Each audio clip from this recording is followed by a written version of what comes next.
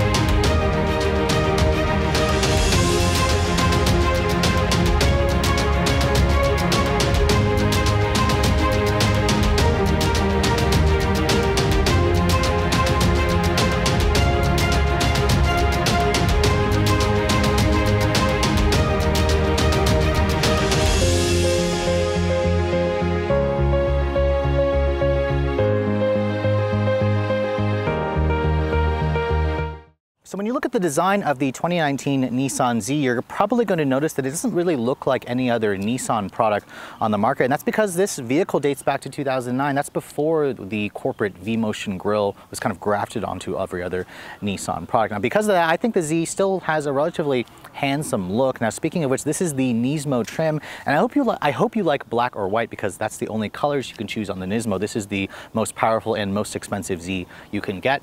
Regardless of whatever trim you guys purchase, you're going to have standard bi-xenon headlights. That is kind of, again, an older technology versus the full LEDs that you get on its competitors. You have an incandescent turn signal there, a little bit of an LED accent here, and then the Nismo has these horizontal strips of LED daytime running lights, which Nissan added back in 2015 when they refreshed this car.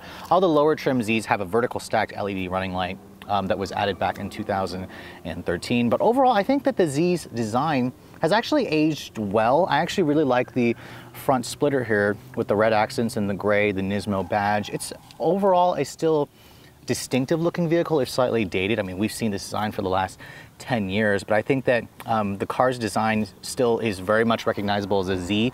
It could just be a little bit more sleek. This car can appear a little bit bulbous from certain angles. So looking at the side profile of the 2019 Nissan Z, this again hasn't really changed much. The Nismo does get its own unique tweaks, but let's first talk about the actual wheel choices. Now, Nissan offers several different wheel options on this vehicle. The Nismo has basically the strongest, lightest, biggest wheels that Nissan offers. They're actually a 19-inch wheel all around, but they are staggered. And these are also a lightweight forged wheel. You have a 245 in the front and then a 285 at the back of this vehicle. So it's actually a 10mm wider tire than what you get on the regular Zs to help give this car a little bit more grip. Now, Z cars have always had the Z badge on the side here.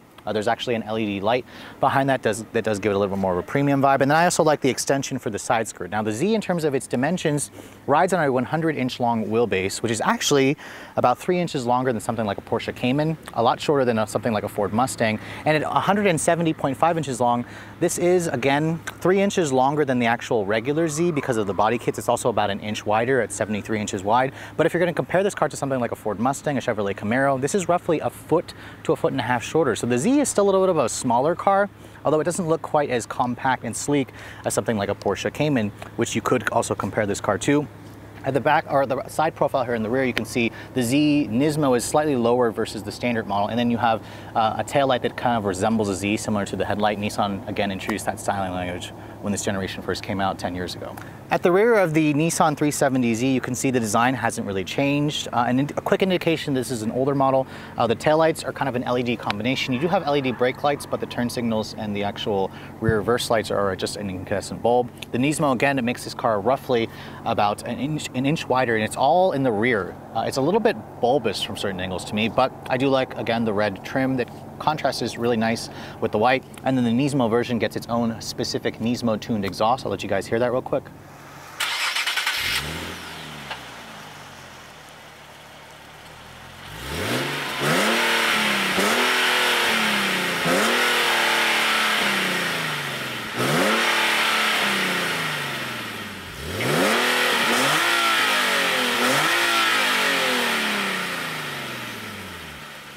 And that exhaust actually adds about 18 horsepower along with a slightly different tune. It sounds pretty nice from the outside, but it's a little bit weak on the inside, which we'll go into the test drive later on. Now, lifting up the rear hatch of this vehicle, the Z is decently practical. Nissan rates this space at around 6.9 cubic feet. The space itself, it's a very large opening, but it's a very shallow floor, so you can't really stack things down in there. And then you have these rear braces that kind of take up a little bit of space. No rear seat in this vehicle. It's a two-seater only, and you also don't get a spare tire. So the exterior of the Nissan Z may still look relatively distinctive, but let's move on to the interior. Now, first of all, every Z car will come standard with this smart key access system key. Slightly different for the Z, no trunk release button, just lock, unlock. This is standard on every Z product. Now, when you approach the door handle, you're gonna notice there's a button here. If you push this button, it'll lock the door. To unlock it, there's no sensor on this interesting door handle. Push the button again, and that will unlock the door for you. Now, my tester, being the Nismo, has these Nismo-specific Recaro red seats, these bucket seats, which actually are really comfortable. It comes with like a 6-way manual adjustment. I don't like the adjustment for the recline. I found it hard to use when you're actually sitting in the seats, but overall, the seats make this interior look a little bit newer, which is great because unfortunately everything else is pretty darn old. Now, stepping inside, the cabin of the Nismo Z, it's really low, honestly, and visibility in here is not all that great. You kind of sit low. The hood is pronounced, so it's a little hard to see out of this skinny little windshield. Now, shutting the door, it actually sounds relatively solid, so that actually really impressed me. And then when you want to start the vehicle up, because the push button start, my tester thankfully has the 6-speed manual. Put the clutch in, push this button here to fire up the engine. And it's got that typical VQ sound that a lot of people really like. And this is the Nismo tuned exhaust. It actually sounds really good right here, but we'll go into the test drive later on and we'll talk about the way it sounds in the actual driving portion of this video. Now, poking around the rest of this interior, you're gonna notice it hasn't really changed over the years. This is a soft touch grading material on this part of the dash. It's kind of carried over through to the door panels. Where it's soft touch, you have this plastic door handle here with a really interesting lock tab. It's nice and padded right here with more of that suede Alcantara. The windows are express up, down for both windows, which is definitely nice.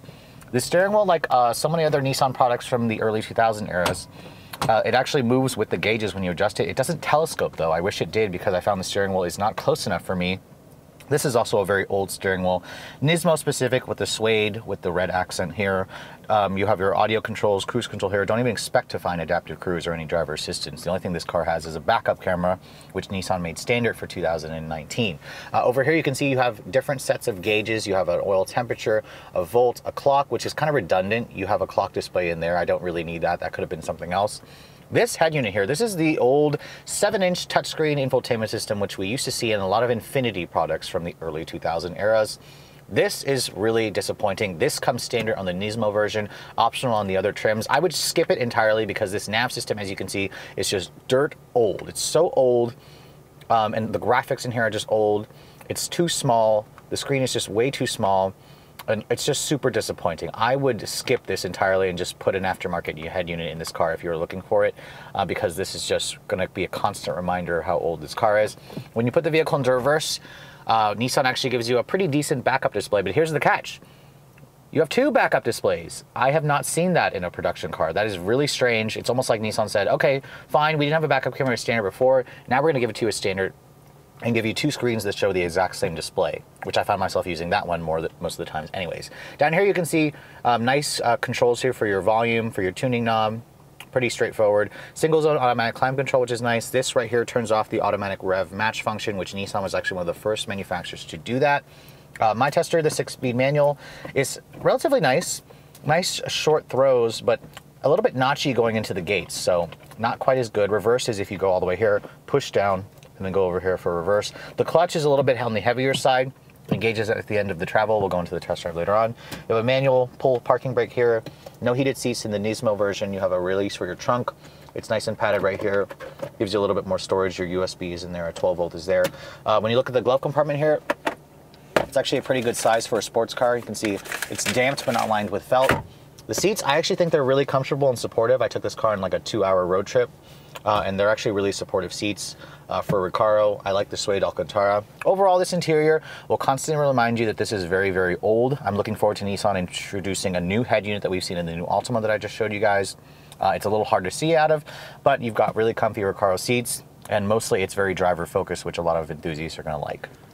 Under the hood of the 2019 370Z, again, things haven't changed, and this is honestly one of the last Nissan or Infiniti products to probably use the VQ37 motor. Nissan and Infiniti have been shying away from this engine, but you still have a red engine cover to show you that this is the Z, which adds 18 horsepower. I'm just kidding, it doesn't actually really add 18 horsepower. A tune and an exhaust does, but this is the 3.7 liter naturally aspirated V6. It's part of the VQ37HR.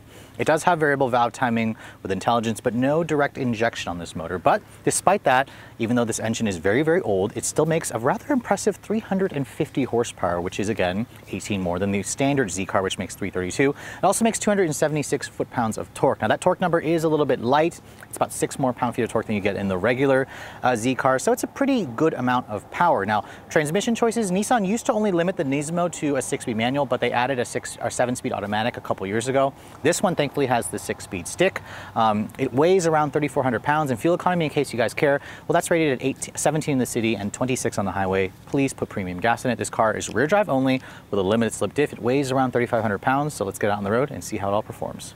All right, so it's been about 3 to 4 years since I've actually shown you guys a review of a Nissan Z. The last one I reviewed was actually a Nismo version back in 2015, or it was late 2014. This is when I still worked at the Nissan dealership. That was so long ago. Clearly, as you can see, the car hasn't really changed much. Now, I'm going to try my best to keep an open mind, because even though this is old, it was a great car back when it came out. But let's get out on the road and see if this 350 horsepower V6 and 6-speed manual and rear drive chassis still deliver the goods.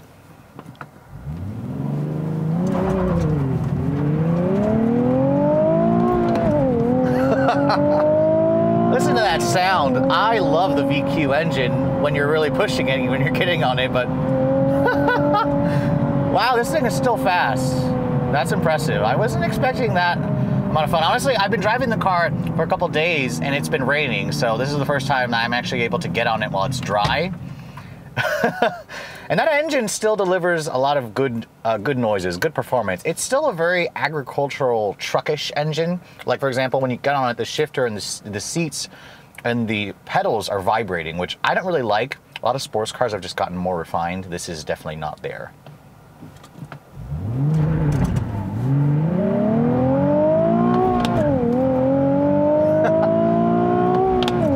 Man, this thing still delivers a lot of performance when you get on it. You just have to rev the snot out of it. But 0 to 60 times when this car first came out, I've seen it as quick as 4.8 seconds. The slower times are 5.3. It really depends on your shifting, how you get the launch and whatnot. But this is still a really fun car. And there's the rev match function there. It's honestly really good. I'm shocked. Now, handling's always been a Z strong point. And the new one still pretty much will deliver in that regard. The steering in this vehicle is rather quick and precise, heavy feeling, maybe even a little too heavy. It just could be a little bit, it could be toned down to be a little bit more refined. That's the one thing I'm noticing with the Z car is it's super truckish feeling, and it doesn't really need to be this way.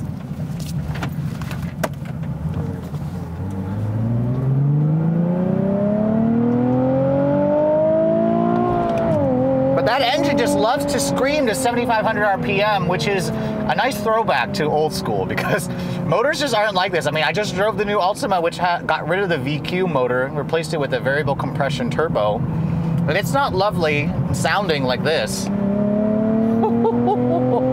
Such instant throttle response, but I really don't like the vibration in the shifter, and the steering wheel, and the pedals. It just makes the car feel more unrefined. Love the rev match function though. God, this thing just keeps pulling all the way to that red line. It's nice. Now, most of the times you're probably not going to drive your Z like this, but if you need to drive it just normally, how is it when you start putting it into the higher gears? Well, let's go into 6 here. And the engine does quiet down. I wish it had a little bit more bark from the exhaust. I hear more induction howl. when you get onto it. Also, no burbles and crackles. I was kind of hoping for that. But the ride is surprisingly supple for a vehicle like this with these super low profile tires. What you do hear a lot of is just road noise. This car is just deafening in terms of the road noise. I was hoping it'd be a little bit quieter sounding, but the engine stays relatively quiet, but I'd rather hear the engine exhaust noise over the road noise in this car. The seats are comfortable. Visibility is not great in this car. Again, as I said, you have to kind of see over the hood. It's kind of a skinny little windshield. I was just hoping for it to be a little bit nicer, easier to see out of in this car. Let's try one more acceleration run really quick. I'll do a little bit more of an aggressive clutch dump. Goodness gracious. Turn off the traction control, and this thing will get its back end a little bit sideways. That was awesome. You can still have fun with an old friend. Like, this is what the car feels like. It feels like a little bit like an old friend. Even though it's old, you can still have fun with it when you turn off the traction control. This has a really great chassis for the time, and I'm actually really impressed.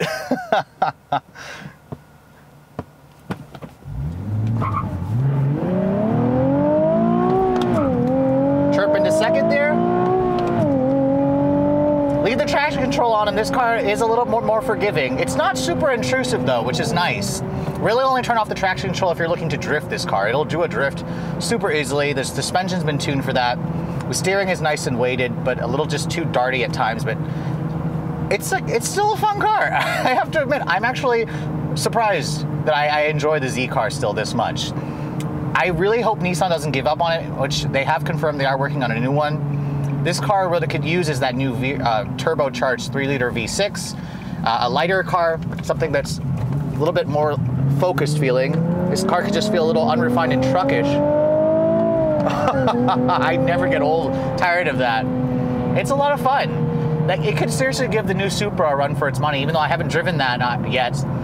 The Z is still refreshingly, a nice refreshing breath of fresh air. But let's talk a little about the fuel economy in this car, because I did take it on a couple of longer trips. Now, in my week's worth of testing, I've been averaging around 22 miles to the gallon. Well, that was mostly highway driving, which isn't bad. This requires premium gas, remember. But there's still something to really be liked about this naturally aspirated engine. Just instant throttle response. The shifter is a little bit notchy for my taste. The clutch takes a little bit getting used to. This is not an easy car to drive if you're a beginner with driving a stick. It's a little hard to see out of. The ride can be comfortable, but then unsettling at times when you start pushing it, but that noise is just so worth it. But overall, the Z car is still a really driver-focused sports car that could make a lot of sense. I actually prefer this over the 86 and BRZ, simply because I love the power, I love the price. If you guys go for just a sport trim, it actually is within a couple $1,000s of that 86 BRZ, but you have way more power. So Nissan still has a really great sports car in their hands. They just need to give it some updates, give it some love. So although I'm out here at beautiful Summit Point Motorsports Park here in Summit Point, West Virginia, I didn't actually get a chance to drive the Z out here on the track because I didn't get permission from Nissan or the track officials. However, you don't necessarily need a racetrack to actually experience the potential or the joys of driving a sports car. Although a racetrack does help you learn the limits of this vehicle, most people are going to be driving this out on the street anyways. With all that said, where does it leave the actual 2019 Z car? Now, as I said multiple times, this is an old dinosaur on the market. Nissan knows this. It's 10 years old, and there's some new competition coming. I mean, there's already the 3 muscle cars that are very good, and then there's a new Toyota Supra that's literally right around the corner. But if you guys are looking to get a Z, where does that actually fit in the marketplace? Well, as I asked earlier in this video, would you still want to consider one of these vehicles? Well, it still is a relatively fun to drive and stylish looking sports car. Its engine, while it does make a really good amount of power, it is very thrashy, as you guys saw from the test drive. The manual isn't the smoothest manual, it isn't the smoothest clutch. The ride quality is the big surprising aspect of this car, although the road noise is just incredibly deafening that I kind of forgot about the softer ride quality. And really what Nissan needs to do is just reduce the weight of this car, make it look a little bit less bulbous in its design, and just put the 3-liter V6 twin turbo that we know and love in the Q50 and Q60 luxury sports sedans and sport coupes, and do something with this car. Really, I just want Nissan to keep this car going, which, by the way, they have confirmed that they are working on a new one. We should be seeing a new one in concept form at least show up relatively soon, possibly as soon as the Tokyo Motor Show, which is going to be taking place later at the end of the year. But with all that said, if you guys are actually looking to purchase a 2019 Nissan Z, how much is it going to cost? Well, thankfully, the Z has always been a relatively affordable sports car. This car starts at just a smidge under $30,000, about $29,990 for the base model. Now, I would probably recommend at least going for a sport trim. The sport trim is going to add roughly around $4,000. You're going to get things like bigger wheels and tires, bigger brakes, a limited slip differential. I mean, for $34,000, that's kind of a steal. It's a little bit cheaper, it's a little bit more expensive than something like a BRZ or an 86, but you have 130 more horsepower. I mean, what's not to like about that? Things get a little bit tricky though when you start going down the Nissan 370Z lineup. This Nismo version is considerably more expensive. You guys can add like a sport touring version, basically adds a touring luxury package to a sport for like $4,000. The Nismo starts at $45,000, a tick over $45,000 bucks. Add about $1350 if you guys want the automatic. This one, because it's a manual transmission, has no additional options aside from the extra for the paint charge, stickers for just a smidge over $47,000, which does represent a pretty good amount of money. You could get something like a Ford Mustang GT, a Chevrolet Camaro SS, or a Dodge Challenger Scat Pack for that money. Which have considerably more power, but there is something rather special and charismatic about the Z, and as long as you guys are okay with, having a vehicle that's a lot older than everything else in this segment, you may want to consider, or still consider, one of these to be on your list if you're looking for a sports car. But I hope you guys have enjoyed my full overview on this 2019 Nissan 370Z Nismo. If you're also looking to see the latest cars I'm testing, make sure you follow me on Instagram at Redline_reviews, like us on Facebook, and as always guys, please keep subscribing to the Redline Reviews YouTube channel for all the latest reviews. Thank you so much for watching. I'll catch you all in the next video.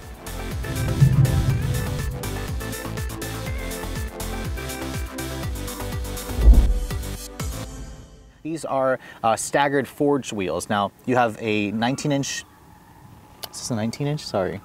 Fuck, is this a 19-inch? Or it's a 12 wheel. Yes, it's a 19. Can we do that again?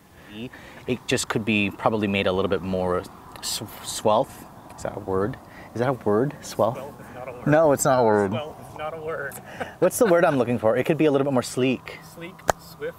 Swift. Can we edit that in? Yeah, I think just start from, it could be a little bit more. But look at the camera, because you're looking at me when you say that.